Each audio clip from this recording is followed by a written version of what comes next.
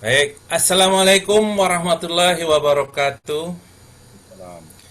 Selamat malam, salam sejahtera buat kita semua. Pertama-tama saya mengucapkan puji syukur kehadirat Tuhan Yang Maha Esa. Ternyata peminat materi pengadaan tanah itu cukup banyak. Tidak hanya pengadaan barang dan jasa, Pak. Karena pengadaan barang dan jasa sudah mulai jenuh ternyata. Jadi beralih ke pengadaan tanah ini ya.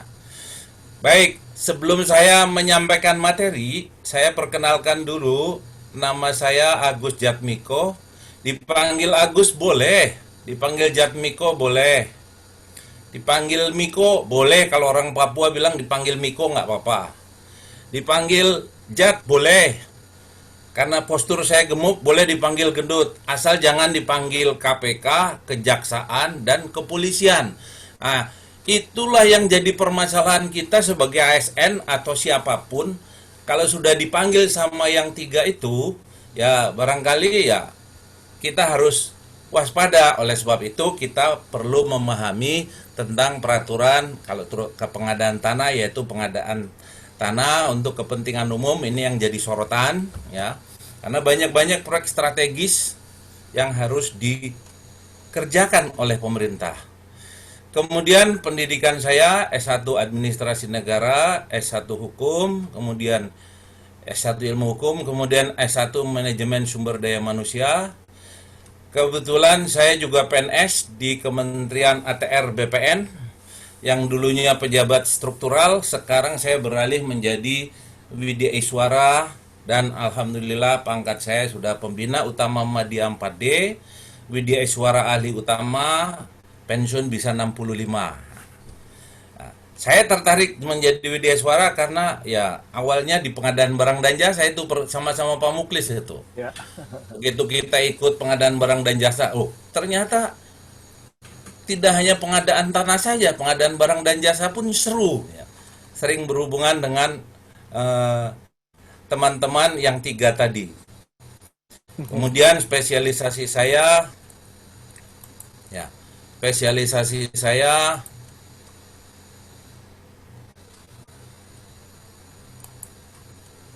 ya, aduh, sorry.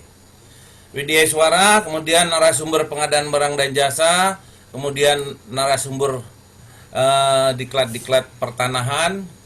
Kemudian saya salah satu dari penyusun buku Cara Mudah Memahami Pengadaan Tanah Bagi Kepentingan Umum. Itu saja. Kita mulai dari apa itu pengadaan tanah bagi kepentingan pembangunan untuk kepentingan umum. Kita coba mulai dari apa itu pengadaan tanah. Pengadaan tanah itu adalah ada dua pengadaan tanah. Pengadaan tanah untuk kepentingan umum dan pengadaan tanah untuk kepentingan swasta atau istilahnya kalau di tempat umum itu pengembang. Baik itu pengembang properti untuk kepentingan pribadi atau untuk ruko dan sebagainya atau untuk perumahan. Nah, itu kepentingan bukan kepentingan umum.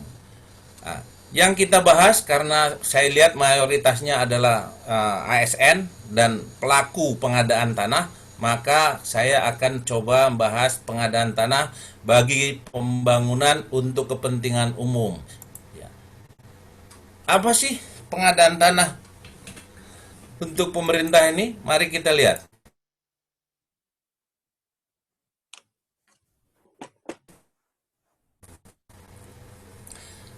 Pengadaan tanah adalah kegiatan menyediakan tanah kepada pihak yang berhak. Nah, kenapa muncul ini? Karena terjadi pada saat belum muncul Undang-Undang Nomor 2 Tahun 2012, itu ada namanya Panitia 9. Itu selalu banyak bermasalah. Di mana bermasalahnya? Terkait ganti kerugian. Kenapa? Karena Panitia 9 proses proses penetapan ganti ruginya itu tidak berdasarkan harga pasar. Sehingga dengan Undang-Undang Nomor 2 2012 diharapkan pengadaan tanah ini dilaksanakan ya untuk menyediakan tanah dengan cara memberi ganti kerugian yang layak. Nah, ini kriteria yang layak, adil kepada pihak yang berhak. Nah, ini yang perlu digarisbawahi di sini. Kalau dulu waktu panitia 9 penaksiran harganya tahun 2005, nanti realisasi pembayarannya mungkin 2006 atau 2007. Sementara harga tanah sudah meningkat. Nah, ini tidak dihitung ulang. Nah, kalau pengadaan tanah di sini yang berdasarkan Undang-Undang Nomor 2 2012 itu penaksiran harga tanah itu dibuat atau dilaksanakan oleh tim penilai yang independen, tidak ada kaitannya dengan ASN, tidak ada kaitannya dengan yang memerlukan tanah dan sebagainya. Baik, apa itu kepentingan umum? Kepentingan umum adalah kepentingan bangsa, negara, dan masyarakat yang harus diwujudkan oleh pemerintah dan digunakan sebesar-besarnya untuk kemakmuran rakyat. Contohnya, kalau kita membuat bendungan atau membuat ya kalau di waduk gitu ya, waduk untuk bendungan, untuk pengairan, itu nantinya untuk kepentingan masyarakat ya. Dengan adanya waduk tadi bisa ada irigasi sehingga dapat mengalirkan airnya untuk tanah pertanian yang ujungnya adalah untuk sebesar-besar kemakmuran rakyat. Kemudian apa itu ganti kerugian? Ganti kerugian adalah penggantian yang layak dan adil kepada pihak yang berhak. Nah, nih, kalau dulu pihak yang berhaknya itu biasa. Kalau ini yang berhak adalah ada ketentuannya. Nanti kita coba satu persatu bahas. Yaitu adalah penggantian yang layak dan adil kepada pihak yang berhak dalam proses pengadaan tanah. Kemudian objek pengadaan tanah. Objek pengadaan tanah yang pertama adalah tanah sendiri, tanah itu sendiri, baik yang itu hak milik ya yang dikuasai oleh masyarakat dan sudah memiliki hak, kemudian hak guna bangunan, hak pakai dan seterusnya. Bahkan kalau untuk badan usaha biasanya kalau ada HGU yang terkena ya kita ganti kerugiannya. Kemudian yang kedua, bangunan yang ada di atas tanah tersebut.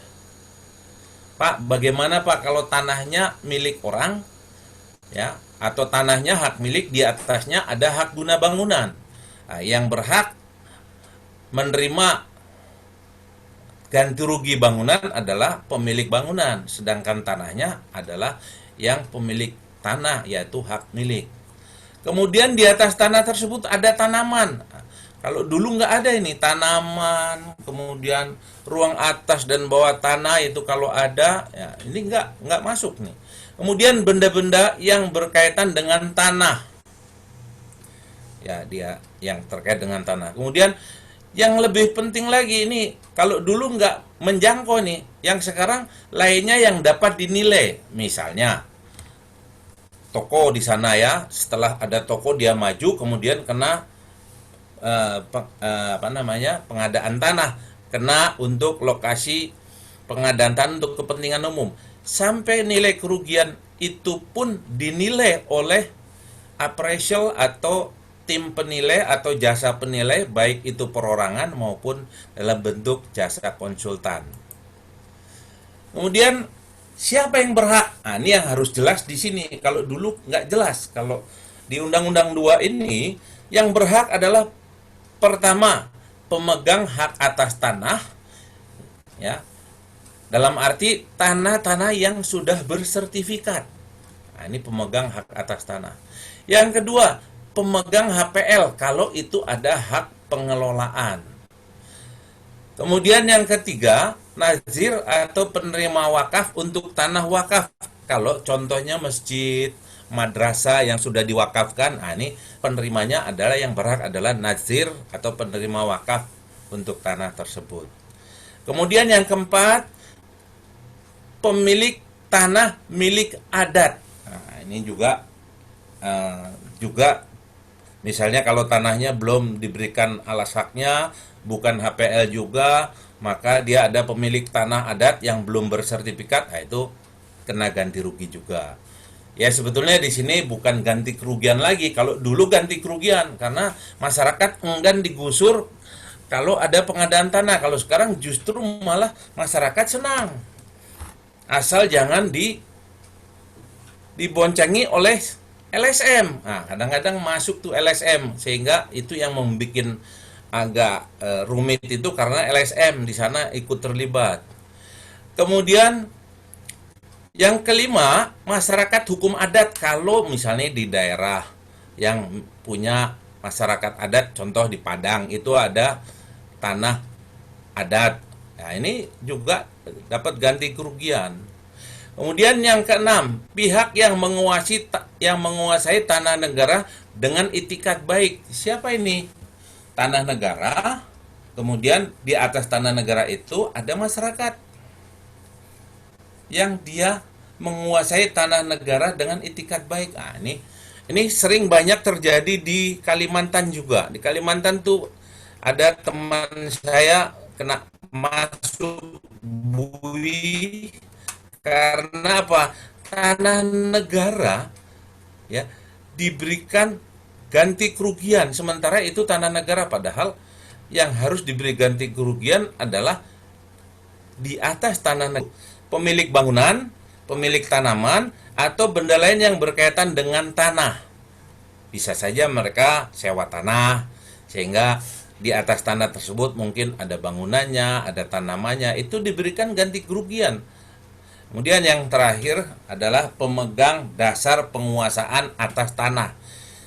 Apa dasarnya? Biasanya kalau ada misalnya pengembang, dia sudah punya izin lokasi atau proses pemberian HGU, baru sampai proses izin lokasi, tiba-tiba daerah situ terkena proyek strategis sehingga perlu ada pembebasan lahan. Nah, ini bisa dibebaskan. Kemudian yang berikutnya, ada 18 jenis kepentingan umum. Saya kira ini nanti kalau materinya bisa di-share, saya nggak perlu bacakan satu persatu karena waktunya dibatasi oleh Pak Muklis 45 menit. Ya, ini dari 1 sampai 18. Nah, ini yang kriteria jenis kepentingan umum. Ya, sampai terakhir pasar umum, lapangan parkir umum itu termasuk jenis kepentingan umum. Nah, nanti kalau ada muncul, ini kita rencanakan ada RUU Cipta Kerja. Nah, itu nanti di sini akan ditambah lagi, tidak hanya 18, cuma masih RU, jadi saya nggak perlu sampaikan. Kemudian yang berikutnya, dasar hukum. Nah, ini yang perlu Bapak baca lebih mendalam barangkali. Ini sengaja saya lengkapi dengan dasar hukum. Mungkin kalau nggak sempat berdiskusi dengan saya atau dengan teman-teman di BPN, Bapak Ibu bisa membaca sendiri. Yang pertama, dasar yang pertama adalah Undang-Undang Nomor 2 tahun 2012 tentang pengadaan tanah bagi pembangunan untuk kepentingan umum. Kemudian ditindaklanjuti dengan Perpres. Kenapa tidak PP? Kalau PP prosesnya lama, sehingga ini karena ini perlu cepat, maka cukup dengan Perpres nomor 71 tahun 2012. Sama ureanya. Kemudian dari Perpres ini ada beberapa kali perubahan. Ada Perpres 40 2014, Perpres 99 2014, Perpres 30 2015, Perpres 148 2015. Kenapa Perpres ini muncul? Karena terjadi di lapangan perlu ditindaklanjuti sehingga muncul Perpres-Perpres yang perubahannya. Tapi intinya Perpres ini hanya merubah tidak terlalu banyak, jadi tidak merubah total Perpres 71 2012. Kemudian ada lagi karena banyak proyek strategis, ada Perpres nomor 3 2016 tentang percepatan pelaksanaan proyek strategis nasional. Ini peraturan ini Bapak Ibu bisa download dengan mudah Bapak Ibu bisa pelajari lebih mendalam. Karena ini saya hanya 1,5 jam mungkin kulit-kulitnya saja. Ya. Kemudian yang berikutnya Perpres 102 2016 tentang pendanaan pengadaan tanah bagi kepentingan umum dalam rangka pelaksanaan proyek strategis nasional. Kemudian ada lagi Perpres 62 2018 tentang penanganan penyediaan tanah untuk pembangunan nasional. Jadi aturannya sudah banyak. Jadi kalau Bapak Ibu sudah memahami aturan ini, insya Allah sama dengan pengadaan barang dan jasa. Kalau Bapak sudah paham, sudah sampai kulit-kulitnya, sampai dalam paham, mungkin tidak terjadi hal-hal yang tidak diinginkan. Kemudian peraturan perundang-undangan yang lainnya ada Inpres nomor 1 2016 tentang percepatan pelaksanaan proyek strategis nasional. Kemudian peraturan Menteri Keuangan atau PMK Menteri Keuangan tahun nomor 13 2013 ini terkait dengan bagaimana pengelolaan tentang biaya operasional dan pendukung pengadaan tanah kalau melalui APBN. Kemudian ada lagi ini kalau beracara, nah, ini sampai dengan beracara pun ada peraturannya. Jadi kalau Bapak Ibu sudah paham ini, nah, mungkin pada saat pelaksanaan tidak terjadi masalah karena sudah memahami. Kemudian ada Perma lagi nomor 3 2016 tentang tata cara pengajuan keberatan penitipan ganti kerugian ke pengadilan negeri dalam rangka pengadaan tanah kepentingan umum. Kemudian ada ini Perka BPN, ini petunjuk teknis. Nah, ini fleksibel ya, mungkin bisa-bisa tiap ini beberapa kali sudah diganti ini. Jadi diganti dengan Permen nomor 6 2015, Permen nomor 22 2015.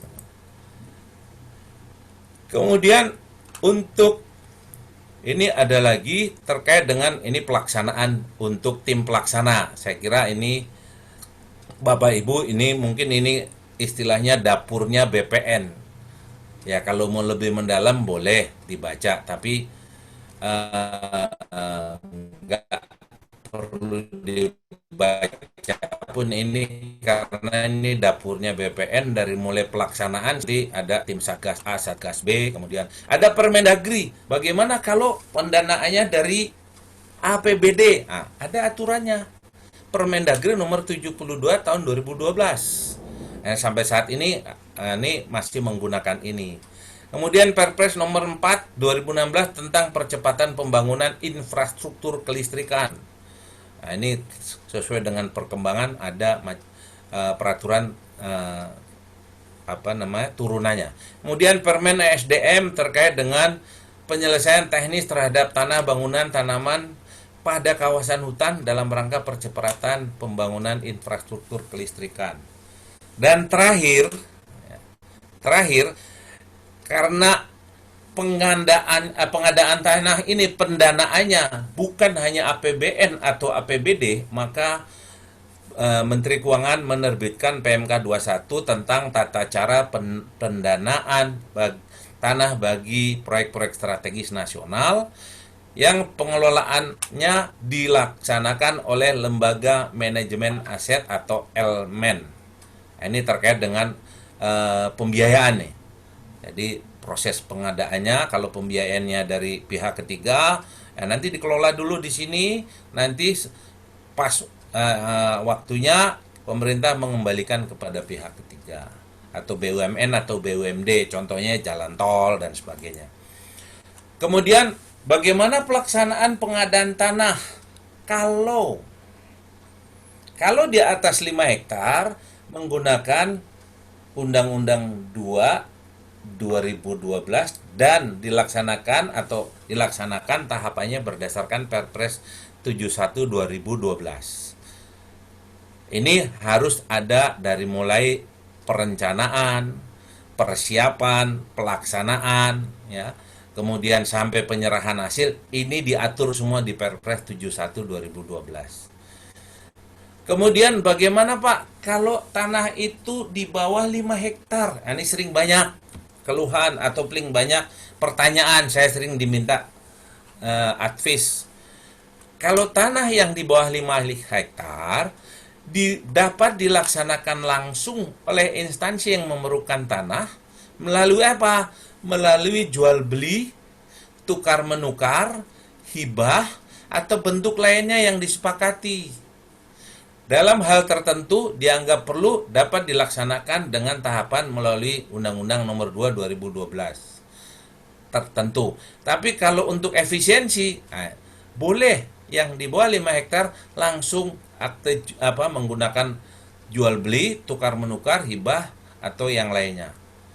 Dasar pelaksananya pasal 121 Perpres 148 2015, pasal 34 Perpres nomor 4 tahun 2016 untuk pembangunan infrastruktur kelistrikan. Nah, nih. Kemudian bagaimana pengadaan tanah untuk kepentingan umum yang luasnya di bawah 5 hektar? Nah, ini saya jelaskan. Pertama, disediakan penganggarannya bisa dari APBN, APBD, dan seterusnya. Kemudian dilakukan perencanaan, kemudian ada persiapan, ya. Dari mulai pelaksanaan persiapan ini nanti kita uraikan satu persatu. Penganggaran dimulai dari menyusun RKA atau RKAKL, kemudian jadi DIPA atau kalau di daerah namanya DPOK, saya nggak hafal ya. Kemudian bagaimana perencanaannya? Tanpa penetapan lokasi, cukup penyusunan proposal. Persiapannya baru kesesuaian tata ruang wilayah, penentuan survei lokasi, pertemuan pemilik tanah. Nah, ini di persiapan. Kemudian di pelaksananya apa? Bapak Ibu kalau itu di bawah 5 hektar bisa jual beli langsung, tukar menukar, atau hibah. Pak, bagaimana kalau jual beli saya kira-kira nanti jadi masalah enggak terkait dengan aparat penegak hukum? Kalau Bapak Ibu ragu-ragu, boleh menggunakan tim penilai. Nah, ini Bapak kalau mau aman menggunakan tim penilai atau penilaian appraisal. Bisa ditunjuk, bisa perorangan, bisa dalam bentuk kantor nanti dari jasa appraisal itu bisa menunjuk salah satu pegawainya atau nanti mekanismenya mereka yang ngatur. Setelah appraisal, baru dari hasil appraisal itu disepakati dengan masyarakat, bisa jual beli, bisa tukar menukar, bisa hibah, baru pihak BPN pelepasan. Pelepasannya di mana? Pada saat pembayaran ganti rugi, maka pada saat itu juga BPN nanti akan melepas dari tanah-tanah tersebut menjadi tanah negara dulu, baru nanti disertifikatkan menjadi aset Pemda, aset APBE, aset pemerintah pusat, ya. Tetapi harus prosesnya pelepasan hak dulu dari pemegang lama menjadi tanah negara, kemudian dimohonkan hak pakainya untuk dipergunakan selama diperlukan. Baru terakhir proses sertifikasi.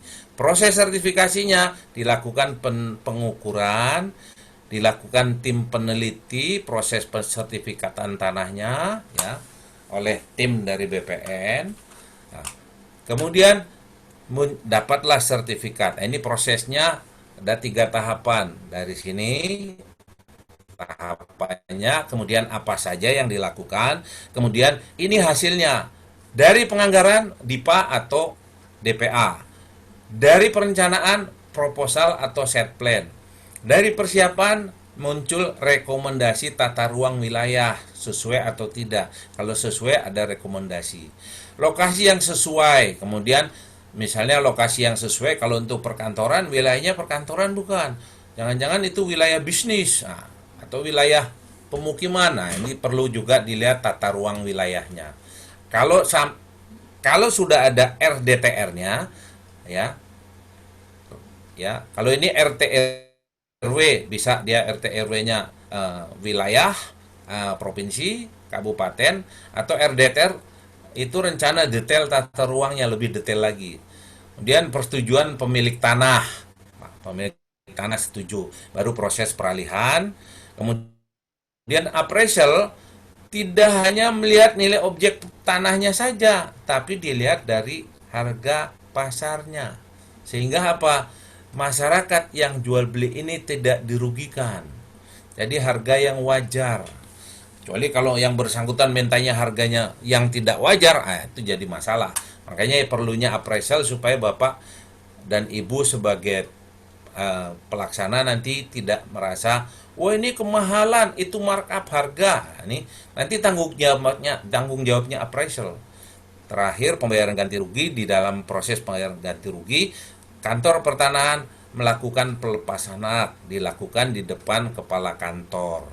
Baru proses sertifikasi, muncul sertifikat. Ini kalau untuk kepentingan umum di bawah 5 hektar. Kemudian bagaimana kalau di atas 5 hektar? Kalau di atas 5 hektar itu ada tahapannya.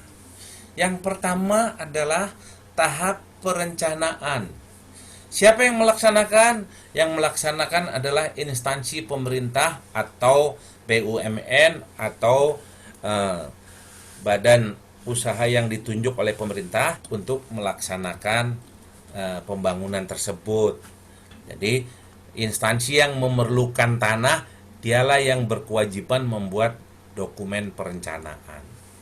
Kemudian yang kedua, setelah dokumen perencanaan lengkap, semua sudah lengkap semuanya, termasuk pembiayaan dan sebagainya, baru diajukan ke gubernur. Gubernur setelah menerima usulan tersebut, gubernur yang kalau di tahap 2 ini namanya persiapan, dilaksanakan oleh pemerintah provinsi. Nah, di tanggung jawabnya adalah pemerintah provinsi. Pak, tapi di tempat kami ada yang dilaksanakan oleh pemerintah kabupaten atau kota. Jadi di sini dapat didelegasikan dari pemerintah provinsi ke pemerintah kabupaten kota kalau lokusnya di satu kabupaten atau di kota. Kalau dia beberapa kabupaten, ada kota, ada kabupaten, maka ditangani langsung oleh provinsi. Jadi kalau apa namanya, angkutan itu antar kota, antar provinsi, antar kota dalam provinsi, antar kota. Jadi kalau antar kota, antar provinsi itu sudah skupnya nasional.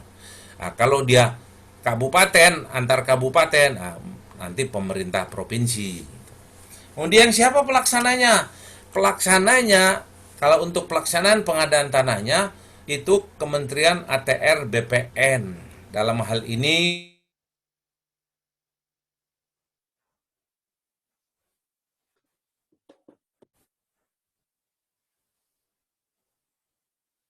ya tadi kembali dapat didelegasikan. Tetapi tetap tanggung jawab ada di, kalau persiapan di pemerintah provinsi, kalau pelaksanaan ada di Kanwil BPN provinsi. Itu kalau di daerah ya. Kemudian setelah pelaksanaan selesai baru penyerahan hasil. Ya. Siapa penyerahan hasil? Dari tim pelaksana menyerahkan hasil pengadaan tanahnya kepada siapa? Kepada instansi yang memerlukan tanah, dilengkapi dengan bukti-bukti lengkap, kemudian ada berita acaranya. Setelah itu baru terakhir penerbitan sertifikat. Tetapi penerbitan sertifikat ini harus dimohon oleh yang memerlukan tanah melalui proses. Dalam waktu 30 hari diharapkan sudah mengajukan untuk penerbitan sertifikat. Itu secara garis besar. Ini mohon izin Pak Muklis, perlu Siap, dibacakan semuanya. lanjut. Lanjut. Tolong diingatkan kalau waktunya Siap, sudah habis ya. siap. Baik, tahap perencanaan. Tahap perencanaan dilaksanakan ya. Rencana pengadaan tanah dapat disusun secara bersama-sama oleh instansi yang memerlukan tanah bersama dengan instansi teknis terkait atau dapat dibantu oleh lembaga profesional yang ditunjuk oleh instansi yang memerlukan. Kenapa ini penting saya jelaskan? Karena kunci suksesnya pengadaan tanah itu ada di tahapan perencanaan. Makanya di sini eh, apa namanya, instansi yang memerlukan tanah itu kalau mau aman harus melibatkan instansi teknis. Kalau terkait dengan ke-PU-an, PU. Kalau terkait dengan peruntukan tanahnya atau perkiraan luas tanah, kemudian perkiraan pemilikan bisa dengan BPN. Kalau untuk menaksir taksiran harga supaya nanti yang masuk di dalam anggarannya lebih akurat, maka melibatkan eh, apa namanya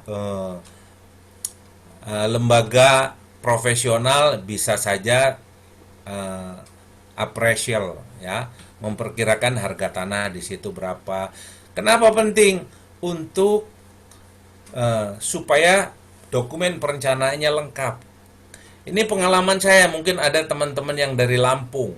Waktu itu saya eh, waktu itu saya meninjau dan sekaligus saya membuat tulisan terkait dengan pengadaan tanah eh, jalan tol lintas Sumatera yang dari mulai Bakahuni. Waktu itu sudah sampai ke Bandar Lampung, sampai ke Pesawaran. Nah, itu permasalahannya dokumen perencanaannya tidak lengkap sehingga banyak permasalahan, sehingga terhambat proses pelaksanaan fisiknya. Kemudian dokumen perencanaan apa saja isinya? Yang pertama, ini mungkin untuk teman-teman yang nanti akan memerlukan tanah perlu dipahami dulu. Isinya adalah maksud dan tujuan rencana pembangunan. Untuk apa? Kalau dia proyek strategis, jelaskan proyek strategis. Kalau dia kelistrikan, jelaskan maksud dan tujuannya. Kemudian dampaknya terhadap masyarakat nanti dimasukkan di sini. Kemudian yang kedua, kesesuaian dengan tata ruang wilayah, rencana tata ruang wilayah dan prioritas pembangunan. Nah, ini tentunya harus melihat tata ruang wilayah. Ya, biasanya kalau di daerah kalau sudah punya rencana tata ruangnya, pemerintah daerah ada. Kalau ke pemerintah sampai kabupaten, dia sampai RDTR kalau sudah ada, itu lebih bagus, jadi lebih detail. Kemudian yang ketiga, letak tanah. Nah, ini mungkin Bapak Ibu bisa melibatkan teman-teman dari BPN sebagai timnya. Kemudian luas tanah yang dibutuhkan, sebagai gambaran umumnya luas tanah yang dibutuhkan perlu diukur kelilingnya dulu, kira-kira luasnya berapa yang diperlukan, daerah lokasinya di mana, letak tanahnya di mana. Kemudian kelima, gambaran umum status tanahnya. Nah, ini yang paling penting juga. Ada tanah negara, ada tanah kawasan hutan, tanah milik masyarakat, sudah ada hak atas tanahnya, ada tanah garapan dan sebagainya. Ini gambaran umum status tanah perlu diketahui. Kenapa? Supaya jelas, sehingga terkait dengan nanti perkiraan nilai tanahnya itu bisa lebih agak jelas. Ya. Kemudian 6, perkiraan jangka waktu pelaksanaan pengadaan tanahnya kita perkirakan. Makanya banyak melibatkan instansi itu di perencanaan supaya pelaksanaannya lebih aman. Kemudian perkiraan nilai tanah. Nah, ini tim appraisal nih terlibat. Pak, bagaimana Pak kalau dengan teman-teman Kementerian Keuangan? Silahkan saja. Tapi kalau mau independen, ya silakan tim appraisal ini yang melihat perkiraan nilainya. Atau mungkin di kantor pertanahan dia sudah ada zona nilai tanah. Itu biasanya kantor-kantor pertanahan yang sudah peta zona nilai tanahnya sudah bagus, dia bisa juga memperkirakan dari zona nilai tanah di kelas yang utama dan seterusnya, ini ada zona nilai tanah. Yang paling penting, rencana penganggaran. Rencana penganggaran tidak luput dari poin yang di atas. Kalau rencana anggarannya ini tidak jelas, dampaknya kepada pelaksanaan pemberian ganti rugi, pelaksanaan pengukurannya dan sebagainya, ini tidak akan keluar biayanya ini kalau tidak direncanakan dengan baik. Bahkan malah anggarannya belum tersedia. Makanya ini perlu melibatkan instansi di persiapan apa saja yang diperlukan. Kemudian di pelaksanaan berapa kira-kira anggarannya dan sebagainya. Kemudian didasarkan apa? Pertama, dasarnya tata ruang wilayah baik nasional, provinsi maupun kabupaten kota. Kemudian prioritas pembangunannya ada rencana pembangunan jangka menengah, rencana strategis, rencana kerja pemerintah, instansi yang bersangkutan, biasanya Pemda ini. Kemudian studi kelayakan. Studi kelayakan di sini dilihat survei sosial ekonomi, kelayakan lokasinya, layak nggak lokasinya. Misalnya untuk pembangkit listrik tenaga nuklir, kira-kira cocok nggak di situ? Nah, ini studi kelayakan lokasi, studi sosial ekonomi itu perlu dicek betul-betul. Analisa biaya dan manfaat pembangunan bagi wilayah dan masyarakat. Nah, ini apa manfaatnya bagi masyarakat sekitar kalau ini untuk kepentingan umum. Kemudian perkiraan nilai tanah tadi sudah jelas. Dampak lingkungan dan dampak sosial yang mungkin timbul ini juga perlu diperhatikan. Kemudian studi lain yang dibutuhkan. Ini semua harus jelas. Kalau sudah jelas, nanti dalam pelaksanaannya dari mulai persiapan sampai dengan pelaksanaan mungkin tidak banyak masalah. Berikutnya, tahap persiapan yang tadi adalah tahap perencanaan yang dilaksanakan oleh instansi atau badan usaha milik negara BUMN yang memerlukan tanah. Kemudian setelah perencanaannya sudah dilengkapi, semua sudah lengkap, baru instansi yang memerlukan tanah mengajukan dokumen perencanaan ke gubernur. Gubernur menindaklanjuti, tentunya harus ditandai dengan bukti penerimaan yang diberikan kepada instansi yang memerlukan tanah. Selanjutnya, dalam waktu 2 hari, ya, minimal ya, dalam waktu 2 hari, gubernur membentuk tim persiapan dan sekretariat. Seperti apa pembentukannya? Nah, ini ada. Pembentukan tim. Pertama, tim persiapan. Anggotanya terdiri dari instansi terkait, bupati wali kota yang terkena untuk pembangunan, instansi yang memerlukan tanah, satuan kerja perangkat daerah provinsi terkait. Kemudian, Pak, bagaimana kalau prosesnya nanti ada keberatan masyarakat? Ada tim kajian keberatan. Jadi, tim persiapan dulu dibentuk, nanti kalau ada keberatan, dibentuk juga ini tim kajian keberatan. Anggotanya siapa? Sekretaris daerah provinsi, kepala kantor BPN provinsi, kepala kantor wilayah BPN provinsi, instansi bidang perencanaan pembangunan daerah, Kakanwil Kumham. Nah, ini terkait dengan Kumham. Kemudian bupati wali kota yang ditunjuk. Tidak kalah penting ada akademisi yang lebih netral. Kemudian dibentuk juga sekretariat provinsi yang tugasnya mengurusi administrasi persiapan pengadaan tanah tersebut. Yang tadi saya ceritakan, dapat nggak gubernur mendelegasikan ke bupati atau wali kota? Kalau lokusnya itu di satu kabupaten atau di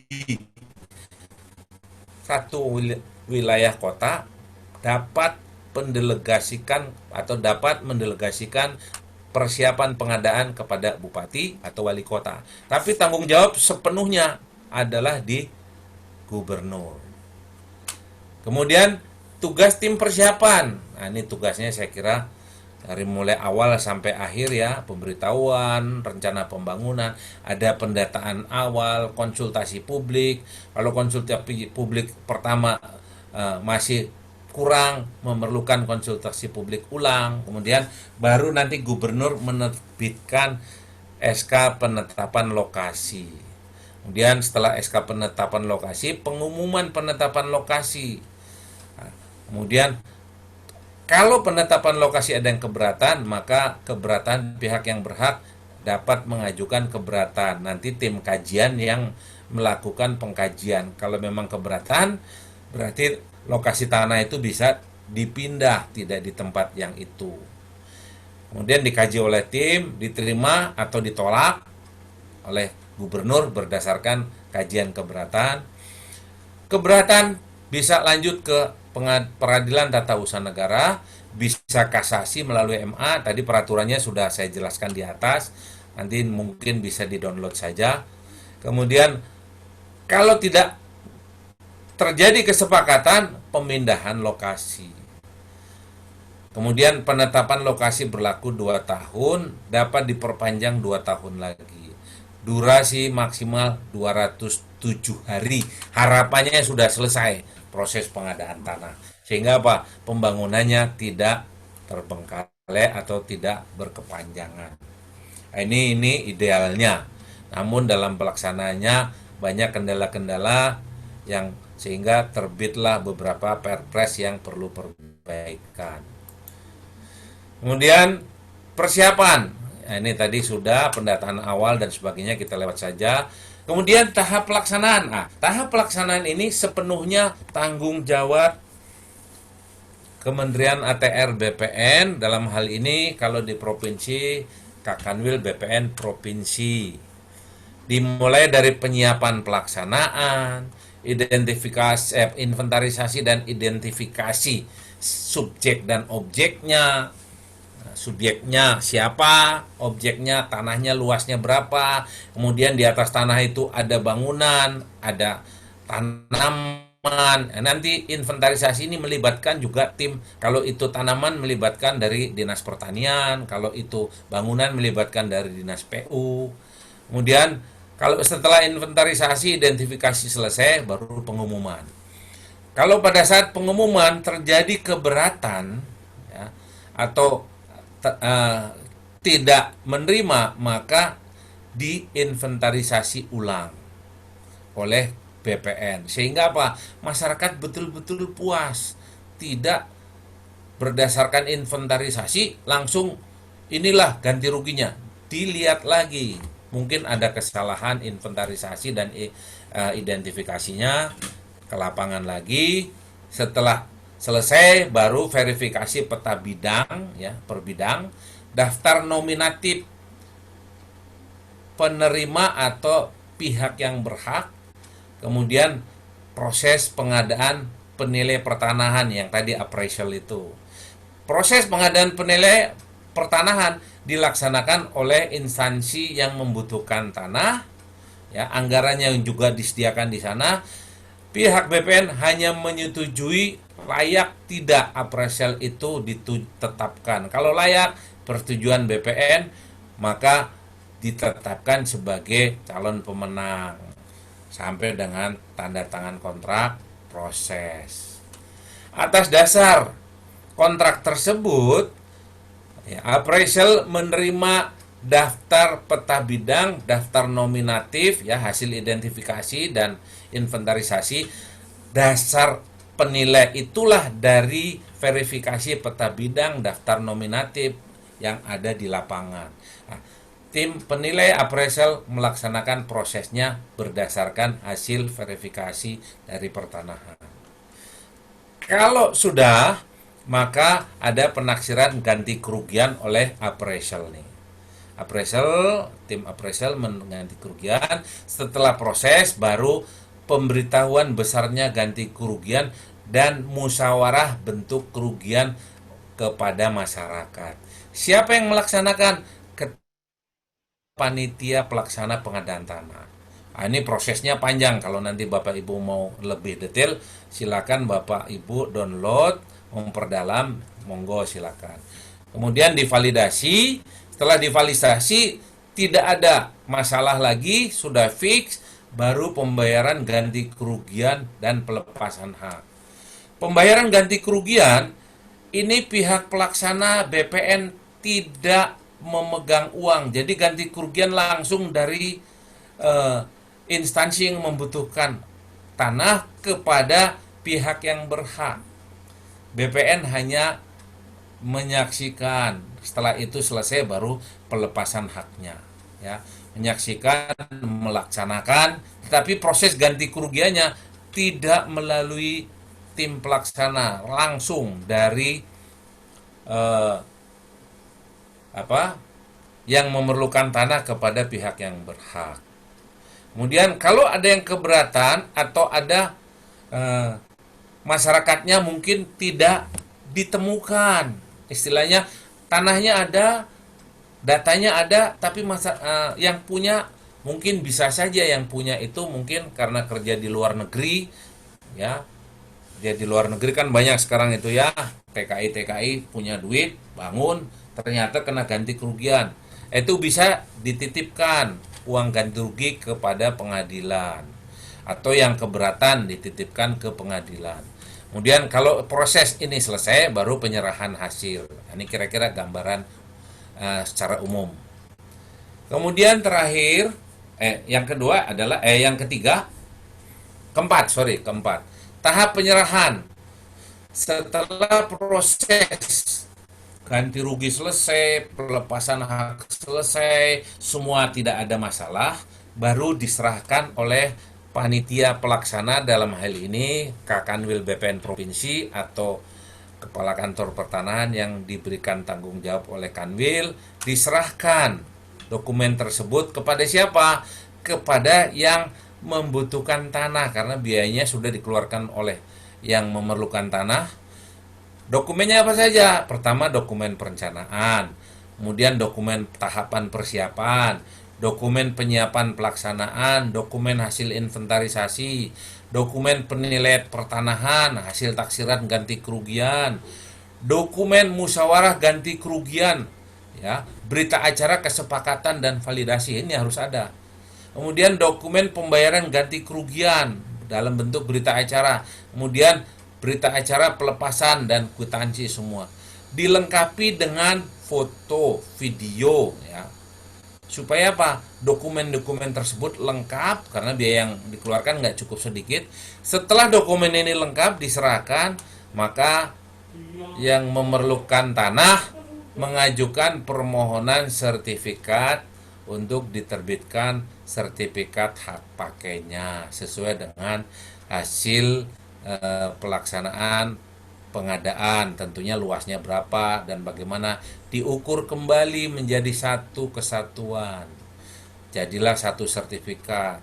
Kalau itu sertifikatnya jadi satu, kalau dibatasi dengan atau terhalang oleh jalan atau apa, ya mungkin bisa dua sertifikat karena tidak jadi satu. Jadi dipisahkan oleh jalan, oleh sungai, itu bisa dua sertifikat. Tapi kalau satu lokasi full bisa ini satu sertifikat.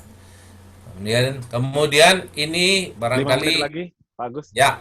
Ini kebetulan Anda hampir selesai, Pak. Ini tahapannya nanti silakan Bapak Ibu baca saja, termasuk harinya pun ditentukan di sini. Ya. Dari mulai dokumen perencanaan sampai penyerahan hasil. Sampai berapa waktu, kemudian putusannya dan sebagainya ada lengkap. Kemudian terakhir penerbitan sertifikat. Penerbitan sertifikat tadi sudah saya jelaskan. Kemudian ini salah satu contoh kalau dia untuk menghitung tentang biaya operasional dan biaya pendukung. Ini berdasarkan Permenku nomor 13, merupakan perubahan atas Permenku atau PMK nomor 10 2016. Kemudian ini contoh-contohnya, cara menghitungnya, ini sampel menghitungnya. Ini yang paling penting. Faktor kunci sukses pengadaan pertama adalah perencanaan yang baik dan akurat. Yang kedua, kepastian ketersediaan uang ganti kerugian atau biaya operasional dan biaya pelaksanaan pengadaan. Ini harus pasti ada. Kemudian tidak adanya penundaan waktu pelaksanaan. Kemudian tata kelola yang baik, baik pelaksanaan pengadaan, rincian anggaran dan sebagainya. Kemudian dokumen yang berkualitas terdiri dari peta bidang, normatif yang berkualitas, pelepasan ganti rugi, dokumen penyerahan hasil, dan sinergi, tidak kalah pentingnya adalah sinergi dan koordinasi antara kementerian dan lembaga serta pihak terkait lainnya. Saya kira itu saja Pak Muklis, terima kasih. Mohon maaf ya, waktunya mungkin cukup ya. Pas. Terima kasih. Silakan saya kembalikan ke Pak Muklis selaku moderator. Mudah-mudahan apa yang saya sampaikan banyak manfaatnya untuk Bapak-bapak dan Ibu-ibu. Nanti kalau perlu tanya jawab, monggo Ya, silakan Pak Muklis. Kita lanjut Terima ke kasih. Assalamualaikum warahmatullahi wabarakatuh. Selamat Waalaikumsalam malam, warahmatullahi salam sejahtera wabarakatuh. buat kita semua. Kita lanjut ke diskusi ya, Pak Monggo Agus. Pak, silakan Pak Pak. Muji mungkin mau menambahkan? Enggak, langsung aja Pak, langsung. Lanjut, oke, baik. Saya beri Lanjut. kesempatan. Ya, saya beri kesempatan kepada Pak Zahlul Ihsan. Silakan Pak. Dari mana? Assalamualaikum Ya. warahmatullahi wabarakatuh. Waalaikumsalam warahmatullahi wabarakatuh. Uji, Silakan Pak. Pak Muklis, Pak Agus. Ya, silakan. Saya mau bertanya beberapa hal, mungkin bisa dijawab oleh Pak Muji. Dari sekilas materi yang disampaikan, saya menangkap bahwa sebagian besar pekerjaan ini adalah merupakan domainnya dari BPN. Sedangkan untuk UKPBJ mungkin hanya sebatas proses Pengadaan appraisal.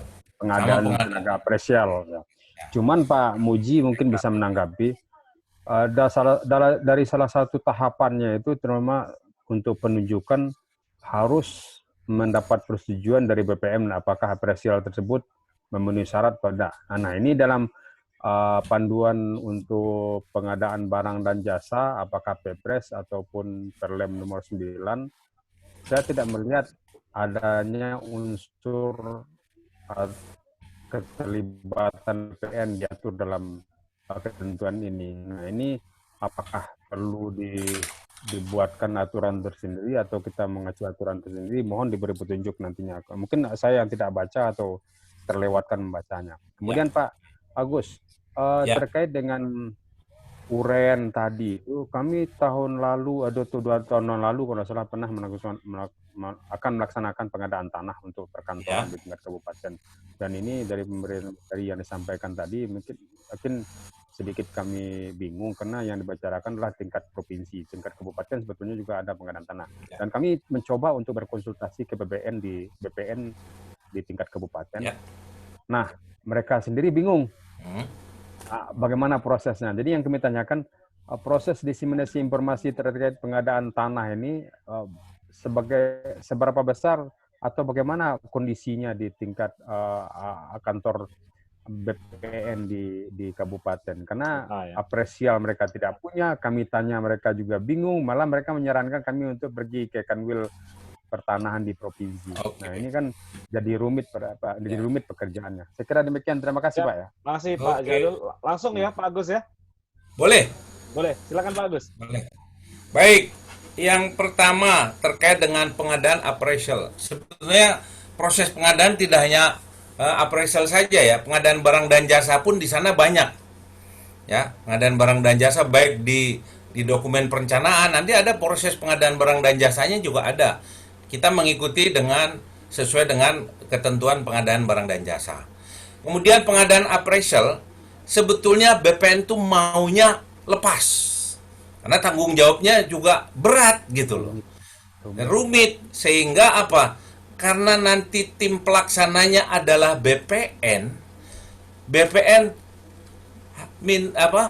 memberikan rekomendasi apa? Supaya dalam proses pelaksananya nggak rumit. Akhirnya apa? Appraisal yang memang betul-betul kompeten itulah yang kita nilai oleh BPN, sehingga apa? Secara langsung tidak menetapkan Pak, memberikan masukan atau persetujuan dalam ini cocok Pak, ini yang menang karena profesinya, kemudian pengalamannya, kemudian yang lainnya itu sudah sesuai. Nah ini kadang-kadang di sini memang buah si malakama Pak gitu. Tapi BPN punya kewajiban memberikan rekomendasi. Oh ya, ini boleh lanjut. Bukan berarti BPN intervensi Pak ya. Hanya sebatas supaya mengamankan nanti proses penilaiannya. Kan ada saja mungkin proses penilaiannya yang kalau kita lepas saja nanti di pelaksanaannya nggak agak terhambat di proses pelaksanaan ya.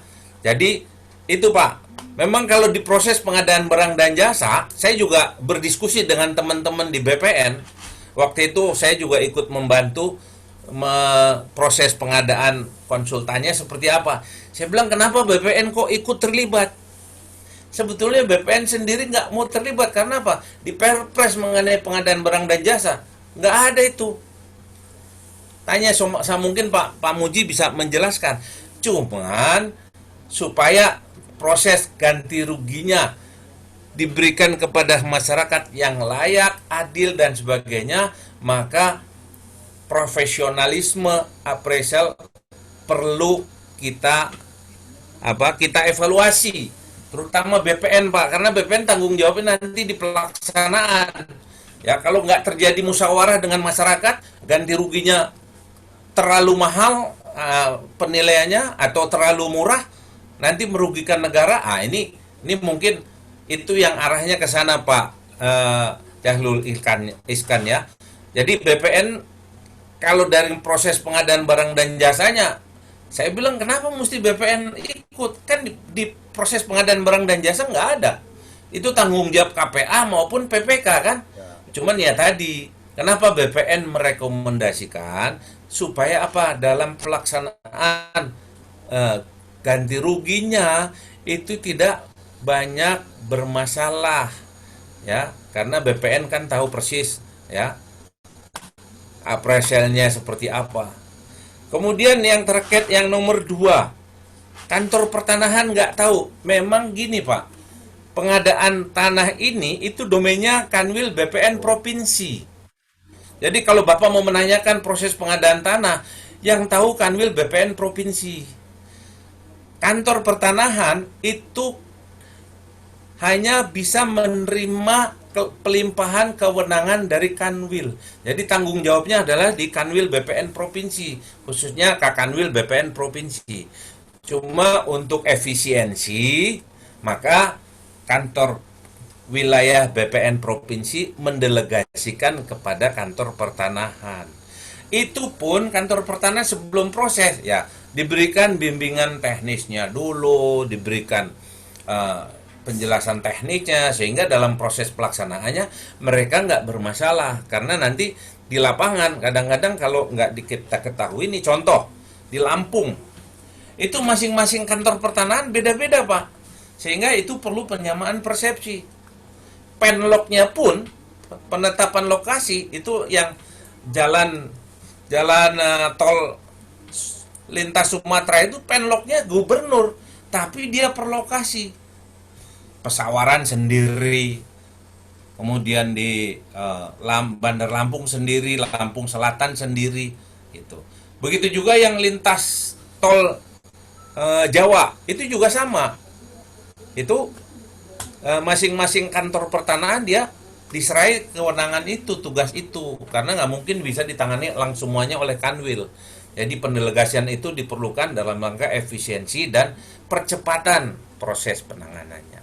Saya kira itu Pak Jahlul Ihsan, mudah-mudahan jawaban saya bisa bukan berarti memuaskan ya, tapi kalau misalnya kurang paham ya kita berlanjut bolehlah. Bapak mau ngundang saya ke sana boleh, atau mau japri dulu boleh, konsultasi, asal jangan Bapak konsultasi, Pak izin Pak saya mau konsultasi, Bapak nelpon saya ya, sorry.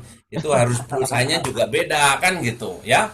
Jadi boleh Bapak WA dulu konsultasi ke saya, Pak izin Pak mau konsultasi boleh nggak? Boleh silakan ya.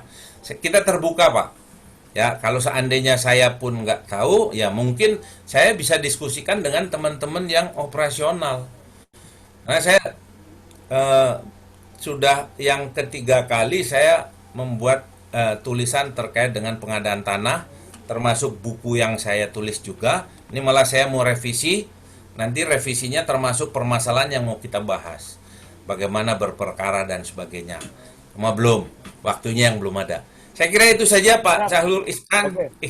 Terima kasih Pak. Terima kasih. Mungkin Pak Muji mau menambahkan? Pak Muji. Monggo, silakan Pak Muji. Jasa Ya, penilaian ada appraisal. satu saja. Oke, terus Kalau saja. itu Pak Agus Jatmiko itu bisa jawab itu. Siap. Lanjut. Ya kalau proses pengadaan konsultan kan udah lebih jago semua itu, ahli pengadaan semua. Iya. Kalau nggak ngerti sama Pak Muklis tuh anggota Pakpi tuh, Lanjut. mana-mana sudah. Lanjut Iya. ke Mas Delvi Alju. Silakan, Mas. Monggo. Silakan Mas Delvi. Mas Delvi, Mana Mas silakan. Delvi? Pak Delvi, silakan, Pak Delvi. Silakan Pak Delvi. Oke, lanjut ke berikutnya Farah N. Ibu ini ya. Silakan, Bu Farah. Ya. Silakan, Bu Silakan Farah. Ibu. Iya Bu Pak. Farah. Dari Ya. mana Ibu? Alah. Silakan, Bu Farah. Iya Pak, dengar suaranya nggak ya Pak? Jelas, jelas. Wah, dengar jelas sekali Bu. Dari mana? Saya Farah Pak Kepri. Jadi gini Pak, tanah kantor itu kan tadinya hutan lindung. Mm-mm. Kemudian dari Pemda setempatnya sudah setuju untuk hibah. Waktu itu pun sudah ada seremonialnya. Ya. Nah, saat ini prosesnya pun sedang proses untuk pencabutan status hutang lindung tersebut. Ya. Nah, untuk pelaksanaan tahapan-tahapan berikutnya, Pak, itu penentuan anggaran, perencanaan anggarannya tuh berdasarkan apa ya, Pak? Harus kita tunjuk ke Presel atau ada ketentuan tersendiri, atau di PMK yang 13/2020 itu ada acuan di dalamnya, karena juga baru dengar juga sih soal PMK 13/2020. Ya. Itu aja. Oke Bu, kalau secara umum, kalau dia pengadaan tanahnya ada di dalam hutan lindung, maka prosesnya harus pelepasan dulu dari Kementerian Kehutanan atau Dinas Kehutanan ya sesuai kewenangannya. Nah, setelah ada pelepasan, baru kita bisa proses gitu Bu. Kemudian prosesnya tadi percepatannya ada di peraturan yang tadi saya jelaskan. Silakan Bapak Ibu Farah download, baca lebih mendalam di sana bagaimana tata caranya, itu bisa secara detail. Ya mungkin karena kita kurang paham dengan peraturan, makanya saya sengaja kenapa di awal menggunakan peraturan dulu. Peraturannya supaya apa? Memperdalamnya bisa Bapak Ibu baca kembali. Nah, jadi gitu Bu. Proses hutan lindung itu prosesnya harus ada pelepasan dulu. Jadi minta izin pelepasan. Kalau sudah pelepasannya keluar, mungkin kan hutan lindung di situ mungkin ada minta pengganti hutan lindung di tempat lain bisa. Dan makanya itu perlu koordinasi antara pemerintah atau instansi yang memerlukan tanah dengan Kementerian Kehutanan atau Dinas Kehutanan ya. Kalau itu sudah keluar proses pengadaannya baru kita lakukan. Baru nanti jadi proses pelepasannya dulu. Makanya itu ada sesuai rencana tata ruang. Kalau tidak sesuai bagaimana prosesnya. Oh ini hutan lindung, proses pelepasannya dulu didahului. Ibu coba konsultasi ke yang ke Kementerian Kehutanan atau Dinas Kehutanan sesuai dengan kewenangannya. Saya kira itu Bu. Ya, oke Pak. Oke. Terima kasih banyak ya Pak. Ya sama-sama. Silakan. Lanjut Pak Siswadi, silakan Pak. Pak Siswadi. Silakan Pak Siswadi. Pak. Ya. Dari mana? Pak, dari Kota Bima, NTB. Suaranya kurang keras dikit Pak. Dari Kota Bima. Kecil suaranya Pak. Iya. Ulang, dari Kota Bima, Pak. Oke, siap. Oh Bima. Iya. Ya. Makasih banyak Pak Agus. Ya. Ada 2 pertanyaan mungkin Pak ya. Yang pertama itu bagaimana kalau setelah pengadaan nih Pak, setelah tanah diadakan, seharusnya sih mungkin kalau dari teorinya mungkin tidak mungkin kejadian Pak, tapi ada kejadian nih Pak. Ternyata ada perbedaan persepsi setelah tanah itu dilakukan pengadaan, ada perbedaan persepsi dengan OPD user. Ternyata menurut user tanah itu tidak layak sesuai dengan yang direncanakan gitu ya, yang kebutuhannya dia gitu. Nah, bagaimana pendekatannya kalau seperti ini? Ternyata padahal itu kan sudah melalui appraisal juga yang menyatakan bahwa itu dapat dilakukan dengan yang ada, namun user tetap berkesimpulan bahwa itu tidak layak untuk digunakan. Gitu. Kemudian yang kedua, karena saya di inspektorat Pak. Ya. memungkinkan tidak auditor dengan profesional judgment-nya itu meragukan hasil appraisal. Misalnya kalau sudah mulai ada mencuat ramailah bahwa ini pengadaan seharusnya tidak tepat seperti itu. Boleh tidak kita auditor itu berkesimpulan bahwa membutuhkan pembanding untuk penilaian tanah, penilaian harga, penilaian kelayakan. Jadi ada appraisal tandingan lah Pak untuk itu. Gitu. Entah itu dari yang pemerintah punya atau yang dari swasta. Oke. Kemudian jika itu nambah satu lah Pak, mungkin agak sedikit berbeda. Kalau ternyata kalau sudah masuk di tahapan litigasi, apakah memang APH atau hakim memungkinkan tidak meminta men-challenge seperti yang saya tadi ungkap di auditor itu, dia meminta juga ada appraisal yang lain gitu untuk melakukan pembandingan harga. Terima kasih Pak. Baik, terima kasih Pak Siswadi. Pertanyaannya bagus sekali, menarik nih, kebetulan yang menanyakan juga inspektorat. Inspektorat memang harus banyak tahu sebelum memeriksa atau mengaudit pengadaan tanah, harus paham dulu peraturan-peraturan terkait dengan pengadaan tanah. Yang pertama, bagaimana setelah pengadaan perbedaan persepsi? Nah, ini akibat dari perencanaan yang tidak matang. Di awal kan sudah ada, harusnya dokumen perencanaan itu yang membuat yang memerlukan tanah. Kenapa terjadi seperti ini? Karena mungkin ya, ini dokumen perencanaan bukan dibuat oleh si yang memerlukan tanah. Mungkin di pihak ketiga kan bisa jadi ya. Sehingga apa? Hasilnya tidak akurat. Tapi kalau dokumen perencanaannya lengkap, nggak terjadi nih. Ini nggak terjadi. Kemudian kalau terjadi, bagaimana? Ya, kan sudah terjadi Pak, sudah keluar biaya. Berarti negara dirugikan dong. Ini kebetulan pengadaan tanahnya untuk apa Pak? Halo Pak Sis. Pak Siswadi? Pengadaan tanahnya untuk apa Pak? Di-mute Pak, masih di-mute Pak. Ya. Masih di-mute ya. Udah. Ya. Halo ya. Ya, pengadaan tanahnya untuk apa Pak? Relokasi Pak, relokasi rumah. Rumah. Ya. Nilainya luasnya berapa? Sekitar 10-an atau berapa hektar gitu Pak. 10 hektar. Ya. Nah, harusnya pada dokumen perencanaan di awal itu sudah sesuai maaf Pak, di bawah 5 kalau yang ini, di bawah 5. Kalau di bawah 5 4 lebih. Kalau di bawah 5 tidak banyak terlibat BPN. BPN hanya pada saat pelepasan dari setelah ganti rugi ada pelepasan baru pemberian sertifikat.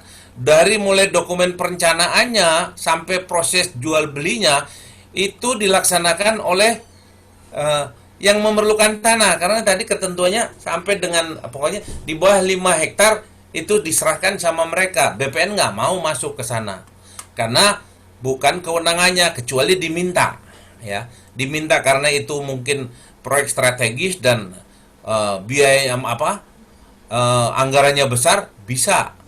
Tapi lebih efisien kalau dilaksanakan oleh yang membutuhkan tanah ya. Yang membutuhkan tanah kenapa tidak layak ya? Harusnya yang bersangkutan yang disalahkan Pak, bukan. Kalau BPN nggak ada kaitannya kalau ini. Makanya pentingnya pada saat penyusunan dokumen perencanaan melibatkan BPN, melibatkan instansi lain, supaya apa? Dalam pelaksanaannya nggak terjadi seperti yang Bapak temukan di dalam hasil pemeriksaannya. Kalau seperti itu berarti yang menyusun dokumen perencanaannya siapa? Tata ruangnya kan harus ada tadi yang di bawah 5 hektar kan ada penjelasannya ya. Kalau begini siapa yang salah?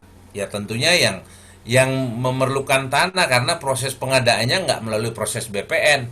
Tapi kalau yang di atas 5 hektar, kalau proses pengadaan tanahnya nggak benar, ya BPN ikut terlibat di sana.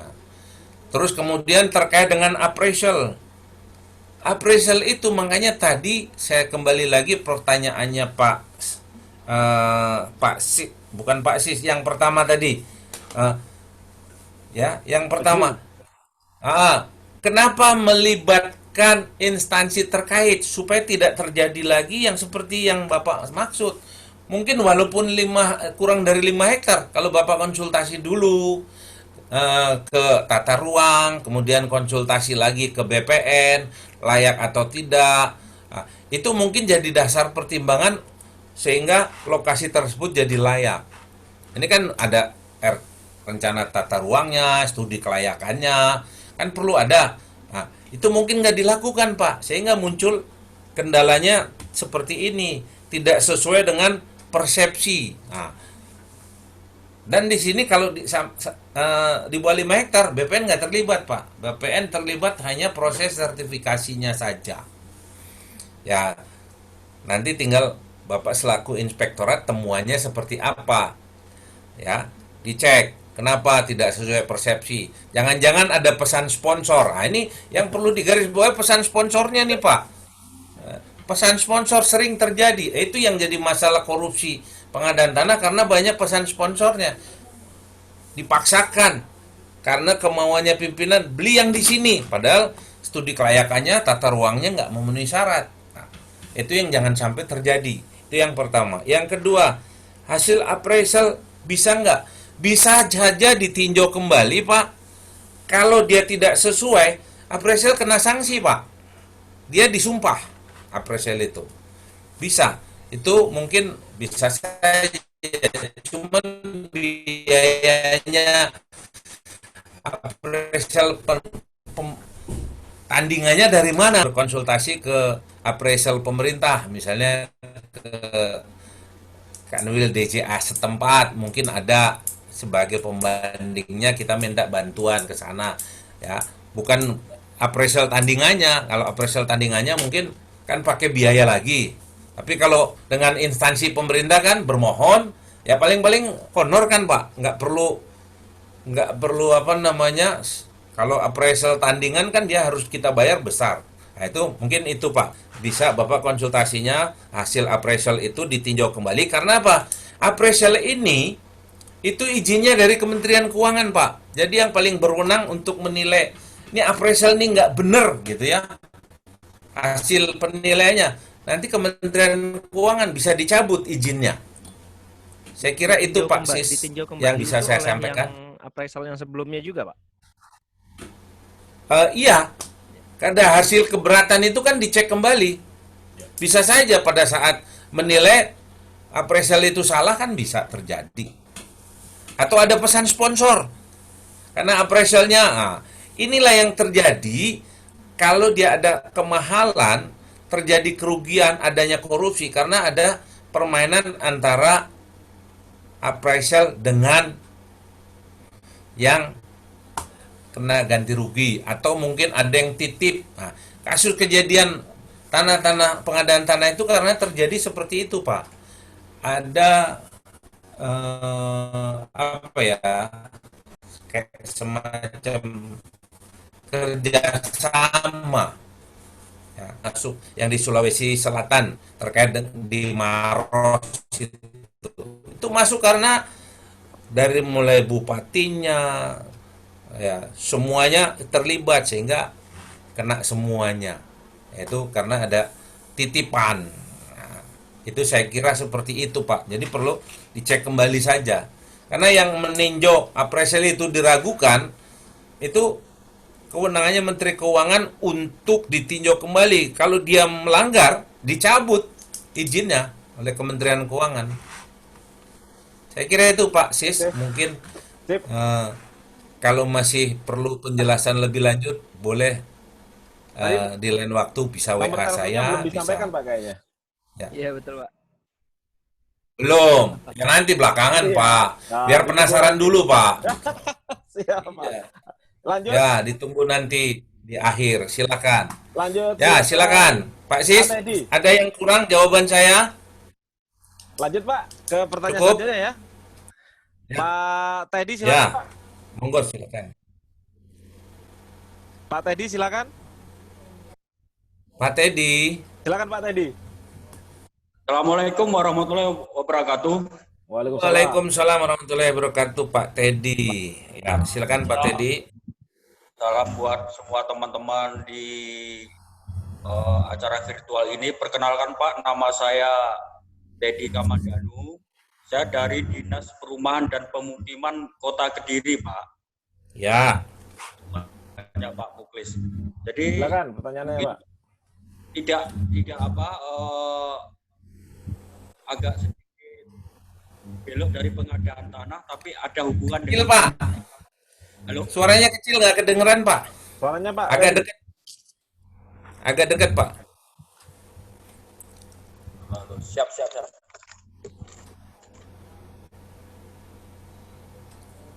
Ya, Bentar Pak, pakai handphone, maaf. ya, nggak apa-apa. Kalau kayak gitu kayak pilot Pak. Ya. Silakan. Mohon maaf Pak. Silakan. Ya, Apa pertanyaannya Pak ya Teddy? Pak. Oke. Ya.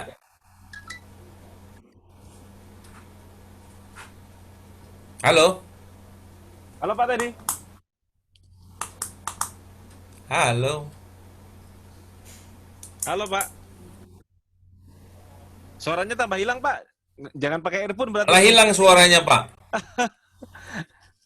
Jaringannya kali. Jaringannya Pak. tadi Pak. Settingannya mungkin. Halo Pak, halo. Ya silakan Pak. Ya. Ya. Ya. Oke.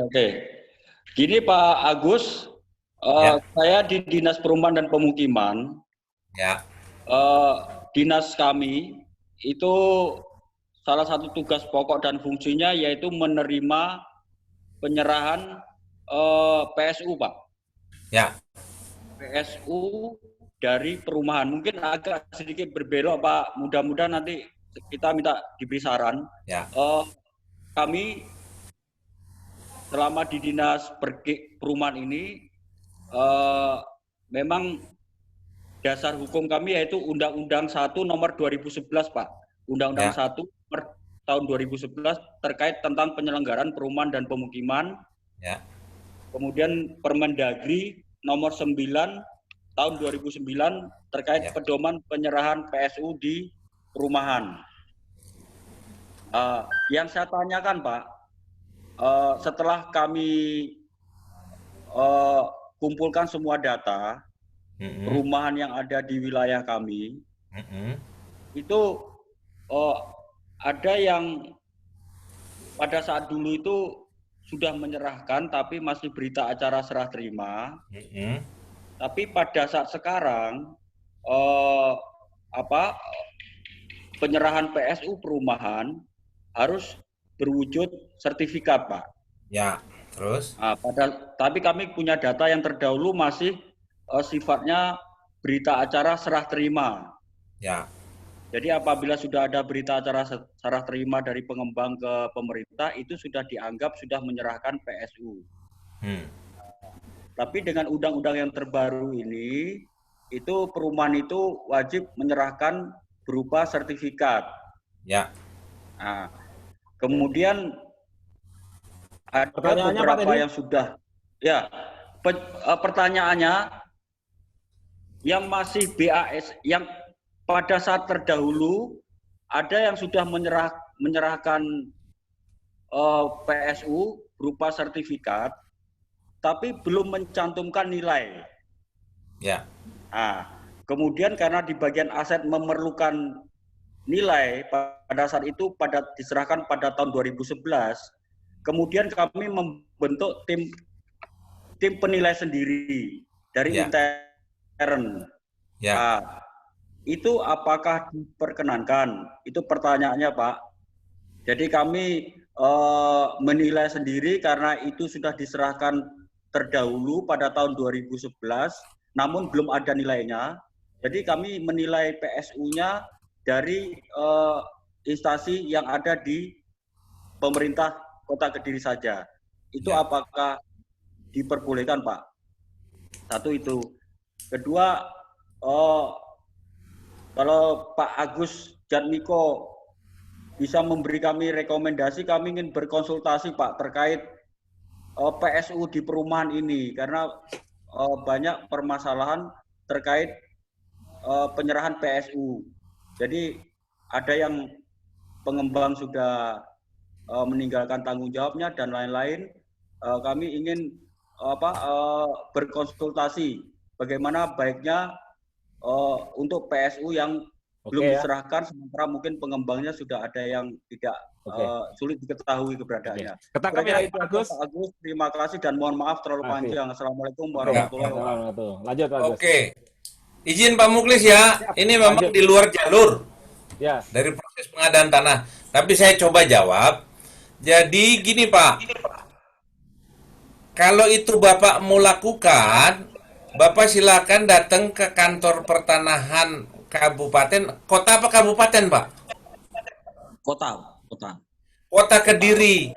Nah, biasanya teman-teman itu suka bisa menjalin kerjasama dengan pemerintah daerah terkait dengan sertifikasi aset Pemda. Nanti dari Pemda membuat perjanjian kerjasama dengan kantor pertanahan untuk penerbitan sertifikat aset-aset Pemda. Nah, di sana Bapak bisa berkonsultasi, bahkan termasuk pembiayaannya pun bisa dialokasikan berapa perkiraannya. Nanti teman-teman di kantor pertanahan Kediri dia menyampaikan. Tapi intinya apa?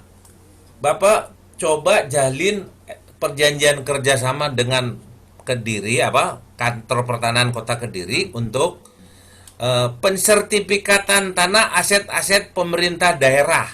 Nanti anggarannya yang nyiapkan Bapak, pelaksananya kita dari BPN. Jadi BPN nggak hanya sebagai pelaksana Pak, sama dengan kalau di proses pengadaan barang dan jasa itu ada swakelola tipe berapa Pak Muklis? Tipe 2 dengan instansi pemerintah lainnya. Nah, itu bisa dilakukan Pak. Tapi kalau Bapak urus sendiri-sendiri satu-satu, itu nggak akan selesai Pak. Tapi kalau dimasukkan di dalam anggarannya Bapak, kemudian dikerjasamakan, pengeluarannya jelas, semua jelas, Bapak selesai, teman-teman juga terima uangnya juga untuk uang lapangan dan sebagainya jelas. Jadi nggak ada unsur biaya tambahannya. Tapi kalau Bapak urus satu-satu, wah, itu yang sering terjadi kalau diurus satu-satu, biaya tidak terduganya banyak. Tapi kalau dengan perjanjian kerjasama, swakelola dengan instansi pemerintah lain, semua dianggarkan dari mulai pengadaan ATK-nya, pengadaan mungkin yang lain-lainnya, itu dialokasikan jadi jelas, pengeluarannya jelas. Jadi Bapak silakan datang. Saya cuma lupa kepala kantornya sekarang siapa, karena di tempat kami ini 2 tahun diputar, kadang-kadang belum sampai 2 tahun juga sudah diputar. Jadi ya saya belum tahu siapa kepala kantornya di sana. Bapak datang saja ke kepala kantor dengan membawa surat pengantar dari pemerintah kota untuk konsultasi. Setelah konsultasi disepakati, ya dibuat anggarannya, nanti dikerjasamakan dengan BPN. Itu banyak pemerintah itu aset-aset Pemda, kalau di Polri juga ada perjanjian kerjasama antara Pak Menteri dengan Kapolri terkait dengan kerjasama sertifikasi aset-aset pemerintah atau aset Polri itu. Ya, saya kira itu yang bisa saya sampaikan Pak untuk supaya mudah. Terima kasih, saya kembalikan ke Pak Muklis. Lanjut Pak Sultan Rusdi. Silakan Pak. Dari mana Pak? Silakan Pak Sultan.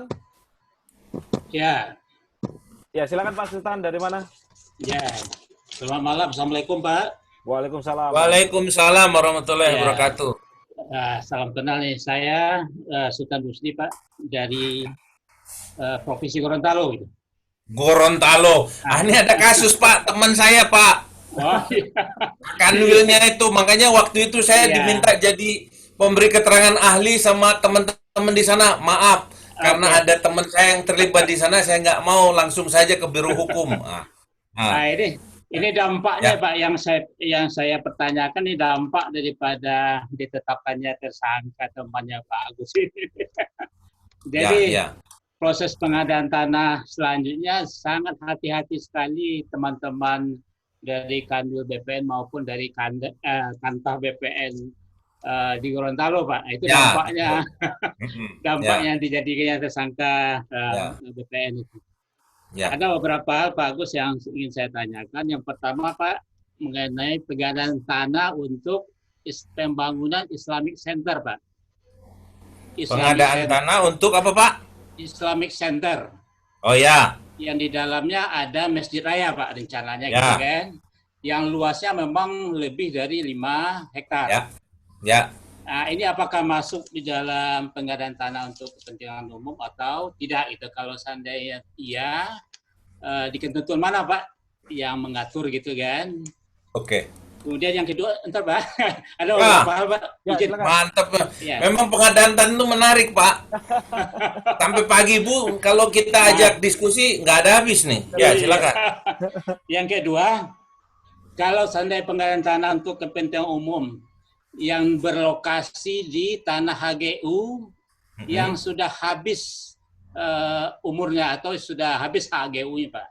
Apakah itu jadi milik jadi tanah negara atau dalam pengadaan tanah nanti akan ini atau bukan gitu? Ya. Perlakuan yang ketiga, Pak, untuk pihak yang berhak. Nah, ini kan untuk pihak yang Ya. berhak. Ternyata pihak yang berhak ini menguasai lebih dari 20 tahun. Namun demikian mereka tidak memiliki alas haknya. Ya. Untuk melakukan pembayaran nanti apa dasar yang bisa jadi pegangan lah, yang kuat lah untuk bisa Ya. jadi pegangan untuk dalam rangka pembayarannya gitu. Kemudian, Pak, yang keempat, boleh satu lagi, Pak? Udah, Pak, ya? Yang Hanya Pak keempat, Muklis, boleh nggak Pak Yang Muklis lainnya, Pak, tuh? Buat yang lainnya. Oke, silakan Pak oh, Agus. boleh. Oke. Baik, terima kasih Pak. Menarik Ya. sekali nih apa yang Bapak sampaikan nih. Hmm. Karena memang terus terang teman-teman saya di sana ada yang kena kasus ini. Sebetulnya di Gorontalo tuh lebih banyak kasusnya bersifat politik, Pak. Iya. Politik itu Politik ya. mau cara memenangkan jadi gubernur, jadi bupati, larinya ke sana, Pak. Ada teman saya sudah 2 kasus. Yang pertama menerbitkan sertifikat dulunya bukan kawasan hutan, terus kemudian katanya jadi kawasan hutan. Sudah masuk, Pak. Ternyata begitu dimasuk pengadilan bebas murni. Yang bersangkutan sudah terlanjur pensiun. Wah, nggak bisa lagi jadi pegawai. Iya. Kemudian kalau yang terkait yang belakangan ini itu memang ya berbau politik, Pak. Iya. Jadi saya nggak mau ngomentarin. Makanya kemarin waktu jadi diminta pemberi keterangan ahli pengadaan tanah, saya menolak. Silakan bersurat ke Biro Hukum kami, nanti Biro Hukum kami yang akan menunjuk, saya bilang gitu. Iya. Ini yang pertama, Pak. Ya. Kalau pengadaan tanah Islamic Center itu biayanya dari mana, Pak? Atau anggarannya dari mana, Pak? APBD provinsi rencana, Pak. Kalau dari APBD provinsi itu prosesnya harus menggunakan Undang-Undang Nomor 2 2012 dengan turunannya Perpres 71 dan seterusnya. Itulah Itu yang ini, Pak. Perbedaan apa di BPN sendiri, Pak. Justru mereka itu tidak termasuk menurut beliau. Ini salah satu dampak tadi banyak kasusnya di Gorontalo. Mereka hati-hati sekali. Itu melimpahkan ke kami seolah-olah ini bukan ranahnya pengadaan tanah untuk kepentingan umum. Kembali lagi ke dokumen perencanaannya, Pak. Itu untuk kepentingan umum atau tidak? Kalau menurut saya itu untuk kepentingan umum, kan untuk Islamic Center itu untuk pendidikan ya, Pak ya? Iya, di dalamnya kan ada masjid, Pak, Masjid Raya, kemudian ada tempat belajar untuk belajar mengaji segala macam lah nanti di dalamnya. Ya idealnya kan ya kalau itu dari APBD kemudian untuk kepentingan umum dari yang 18 tadi itu masuk mana, Pak? Kan yang saya jelas 18 ada nggak di situ? Tidak ada. Kalau ada di situ baru masuk ya berarti bukan kepentingan umum. Tidak disebutkan secara tegas. Halo, Pak. Oh, begitu. Ya, oke. Ya. Berarti bukan ya? Dilihat di sana masuk nggak? Kalau pengadaan sekolah dan sebagainya kan ada tuh, Pak. Kalau sekolah iya, tapi ini bukan sekolah formal. Tapi kan Kira-kira apa? Islamic Center berupa MDA atau berupa untuk pendidikan agama yang non formal gitu. Bukan sekolah. Bapak lihat yang di 18 tadi masuk nggak di situ? Kalau kira-kira masuk berarti ketentuan kepentingan umum ya menggunakan Undang-Undang 2 2012. Iya, masih abu-abu di situ, Pak. Ah. Yang saya tanyakan. Oh. Intinya kalau yang masuk ke 18 tadi boleh dibilang kepentingan umum, Pak. Iya. Ya. Itu sudah saya Apalagi pelajari. ini kan dari APBD. Cuma mungkin BPN itu Pak, ngeri-ngeri sedap gitu. Takut kejadian seperti yang kemarin. Kemarin untuk lapangan olahraga ya, GOR ya, Pak ya. Ya untuk GOR saja karena padahal itu untuk kepentingan umum. Cuman ya itu tadi kembali lagi ke politik, Pak. Politik itu macam-macam. Jadi caranya seperti itu. Jadi dicek, Pak. Kalau dia masuk yang ke-18, berarti dia masuk ke sana. Kalau tidak, ya pakai proses ganti rugi biasa. Kalau bukan kepentingan umum, ada permohonan, ada izin lokasinya. Kalau menurut saya itu, kalau sudah masjid, udah dipakai untuk kepentingan umum, kenapa dia nggak berani? Ya mungkin karena takut, Pak. Takut kejadian seperti yang sudah-sudah. Mungkin solusinya, Pak, halo? Ya. Solusinya, kalau Bapak ada berkesempatan ke BPN Pusat, ke Kementerian ATR BPN, silakan Bapak datang dengan bersurat, Pak. Minta petunjuk, tembusan ke Kanwil, tembusan ke Kantah. Supaya apa? Dari pusat memberikan petunjuk, kalau sudah petunjuk, di bawah tinggal siap laksanakan, kan gitu, Pak. Jadi konsultasi dulu Bapak ke BPN Pusat, ke Dirjen Pengadaan Tanah, ya mungkin di direkturnya, nanti di sana bisa memberikan petunjuk. Akhirnya dengan petunjuk nanti surat itu dibalas, tembusannya juga ke Kanwil sama ke Kantah. Jadi paling aman kalau Bapak menggunakan surat hitam di atas putih, tidak hanya konsultasi. Jadi kalau ada dasarnya surat menyurat itu ada dasarnya Bapak, jadi nggak salah. Ya, saya kira itu, Pak. Kalau itu abu-abu, lebih baik dari pemerintah daerah bersurat petunjuk ke pusat, tembusan ke Kantah sama Kanwil, supaya apa? Kantah dan Kanwil tahu. Kemudian pusat tinggal tanya ke Kantah sama Kanwil, tindak lanjutnya seperti apa, nanti kebijakan dari pusat. Bahkan nanti di undang-undang di RUU Cipta Kerja pun dia ditambah lagi, kalau udah ada tambahan lagi, cuman saya nggak bisa sebutkan di sini karena masih RUU ya. Itu yang pertama. Yang kedua, kalau HGU-nya itu sudah habis, tolong dicek, Pak, diperpanjang lagi atau tidak. Kalau tidak diperpanjang lagi, itu kan otomatis tanah negara. Karena tanah negara dimohonkan, ya mungkin prosedurnya berbeda kalau itu masih statusnya hak guna usaha. Jadi dicek dulu, apakah HGU-nya habis, sudah ada permohonan perpanjangan belum ke BPN. Kalau masih sudah proses perpanjangan, kita lihat disetujui atau tidak. Kalau tidak disetujui, otomatis HGU habis, kembali ke negara kan, Pak. Nanti negara yang mengatur. Saya kira itu, Pak, untuk yang HGU. Kalau dia masih berlaku HGU-nya atau sudah masih terbit HGU-nya, maka proses ganti rugi dilakukan. Tapi kalau sudah jadi tanah negara, lain lagi prosesnya. Ya, proses ganti ruginya berbeda. Paling-paling yang di atas tanah itu yang mungkin ada penggarap atau bagaimana, itu yang nanti akan dinilai sama tim appraisal. Kemudian yang terakhir, pihak yang berhak. Tadi saya belum jelas nih, pihak yang berhak maksudnya apa, Pak? Masih di mute, Pak. Ya, mereka menguasai. Ya, Pak. Mereka Ya, menguasai. pihak yang berhak. Nah, ini kalau pihak yang berhak belum dalam bentuk sertifikat tanah, Iya. itu ada mekanismenya, Pak. Iya. Mekanismenya berbeda, biaya ganti ruginya itu berbeda dengan yang sudah ada permohonan haknya. Biasanya ada surat keterangan dari bukti penguasaan fisik selama berapa tahun tadi. Itu salah satunya bukti penguasaan fisiknya. Kadang-kadang kan mengaku bukti penguasaan fisiknya sudah 20 tahun. Tahu-tahu yang duduk di situ sudah orangnya sudah ganti baru, yang lama sudah nggak ada.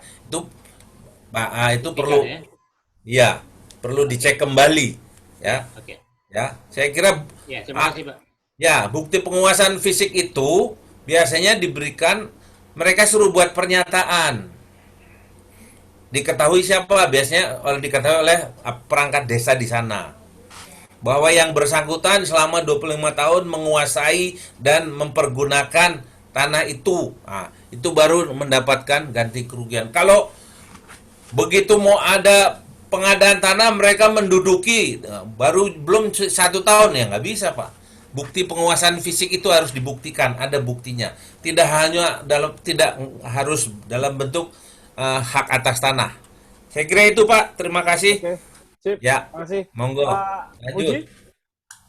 Masih ada waktu? Waktunya Udah lewat nih 7 menit. Sudah lebih ini malah ya. Ya, Jadi gini Pak Mukhlis. Siap. ya, Gini, ya tadi yang disampaikan Pak Agus, kalau mengenai appraisal ya bisa ke Ditjen Kekayaan Negara. Tadi kalau Ya. bisa ke Mataram gitu loh, Ditjen Ya. Kekayaan Negara. Ya. Di sana kan partnernya appraisal kan Ditjen Kekayaan Negara.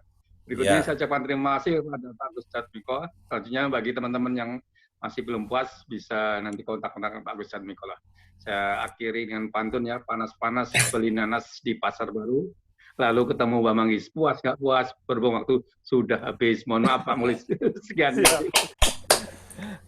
Siap, Oke. Pak Muji, Pak Agus.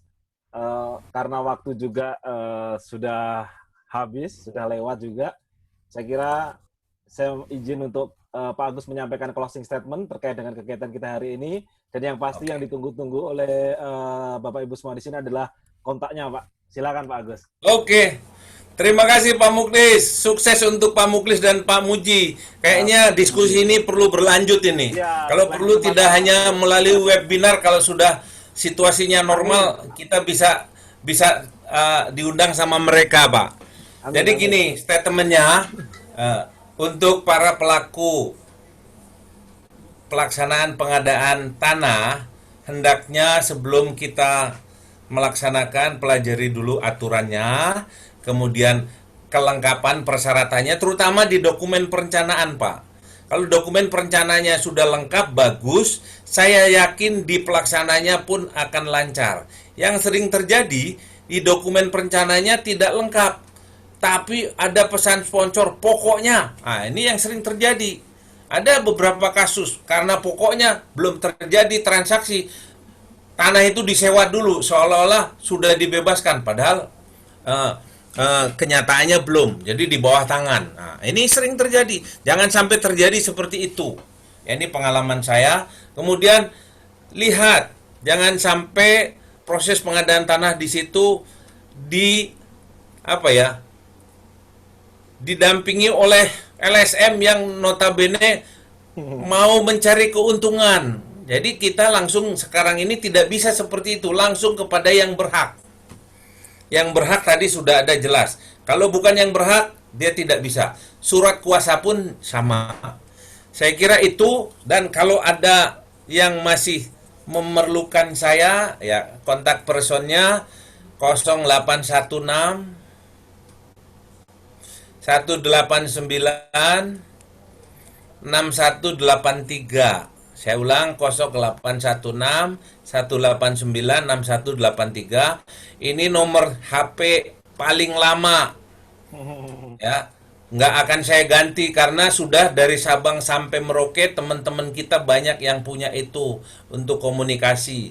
Baik itu pengadaan barang dan jasa maupun pengadaan tanah atau BPN. Atau mungkin kalau ada diklat pelaksanaan diklat penjenjangan apa segala, kita bisa, karena profesi saya memang seperti itu. Saya kira itu saja Pak Muklis. Terima kasih Pak Muklis, sukses untuk bapak-bapak dan ibu-ibu. saya tidak tertutup kemungkinan untuk konsultasi ke saya, tapi jangan konsultasi langsung telepon. WA dulu. Pas lagi ngajar pengadaan barang dan jasa atau tidak, atau lagi ngajar diklat teknis pertanahan atau tidak. Kalau pas kosong, saya pasti akan menjawab pertanyaan Bapak dan Ibu.